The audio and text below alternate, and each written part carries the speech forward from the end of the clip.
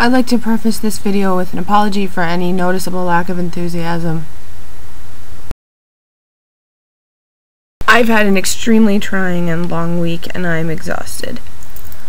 I just got back from the funeral and wake of an old friend. And I'm working on a time budget here, and it's going to be hard for me to get through this. This is going to be an extremely rough topic for me. Start with the basics. On March 23rd, 1990, I was born into this world. I used to be a child. My dad was an alcoholic. He liked a bit of the liquor. I may or may not have inherited that from him. Damn good white Russian. I was physically abused by him a lot. And he actually picked on me more so than he did my brother and sister, and I think it was just because I was smaller and I was frail.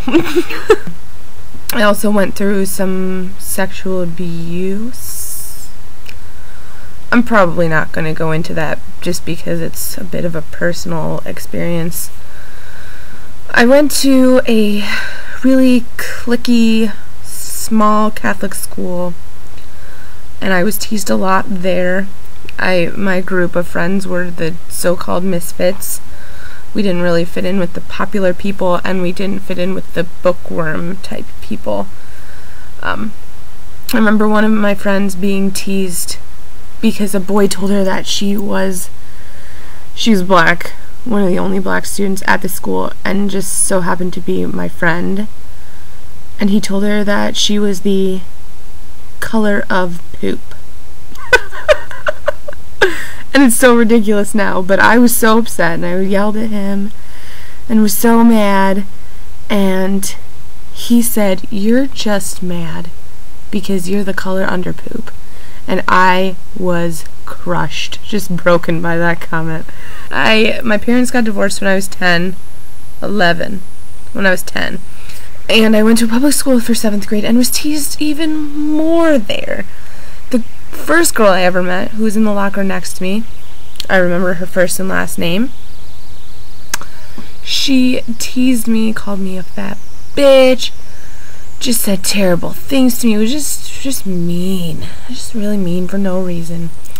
And then this kid that I didn't know, who I also remember his first and last name, he would throw rocks at me after school on the way to the bus stop and call me a fat slut and call me a bitch, blah blah blah blah, and just be terrible to me. 7th grade, it was also around the time that I just became really angry.